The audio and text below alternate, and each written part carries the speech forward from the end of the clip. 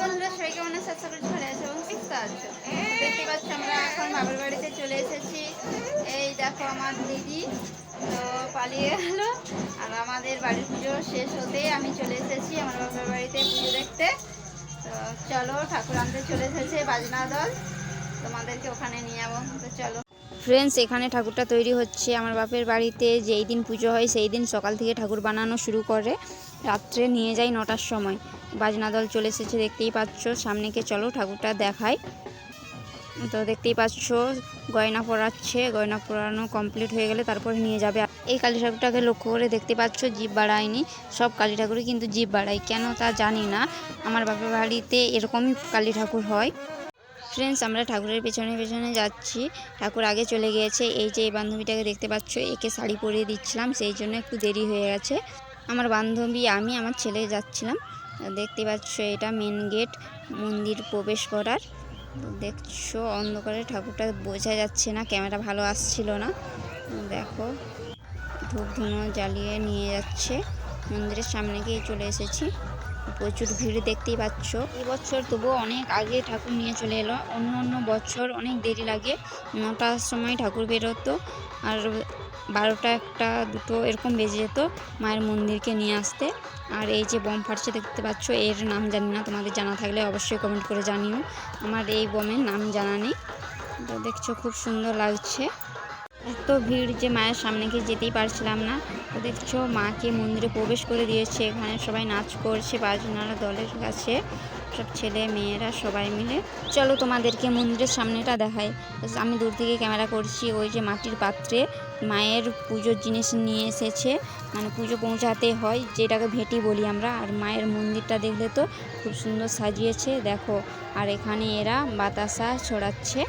জানো তো, আগে জানতাম হরি পুজোতেই বাতাসা ছড়ায়, এখন দেখছি সব পুজোতেই বাতাসা চকলেট সব রকমভাবেই ছড়ায়।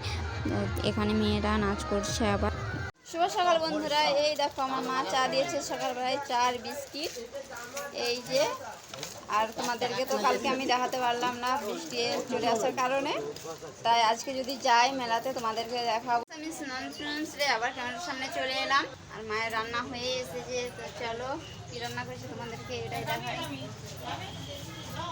ফ্রেন্ডস, তোমাদেরকে আগের ভিডিওতে বলেছিলাম যে আমার মা বৈষ্ণবী দীক্ষা নিয়ে এনেছে, সেই জন্য মা রান্না করছে না মাংস, বাবাই রান্না করছে। আর এটা আমার বোনপো আর আমার ছেলে। ফ্রেন্ডস, এইদিকে দেখো আমার মা কি নিয়ে হাজির হয়েছে। পায়েস রান্না করেছিল, সেটাই আমাকে খাইয়ে দিচ্ছে। আগে তো দিদিকে খাইয়ে দিয়েছিল, তারপর আমাকে খাইয়ে দিচ্ছে। দুই বোনের কেন রাগ হবে, সেই জন্য মা বলে তোকেও খাইয়ে দিয়ে চলায়। মা ক্যামেরার সামনে খুব লজ্জা পাচ্ছিল আর হাসছিল। মা আমাদের দুই বোনকে সমানই ভালো পায়। মা খাইয়ে দিচ্ছিল দিদিকে, আমি ভিডিও করছিলাম, বোনের কাছকে যাচ্ছিলাম। মা বললো তোকে খাইয়ে দিয়ে চলাই, তাই আমি ভিডিওটা করছি, তোমরা কিছু মনে করো না। ওটা মুখে লেগে গেছে দেখতে পাচ্ছ তো। তো চলো তোমাদেরকে বোনের কাছে নিয়ে যাই। চলে এলাম সেজ কাকুর রুমে। আমি ভিডিও করছি বলে কাকু বুঝতে পারছে না।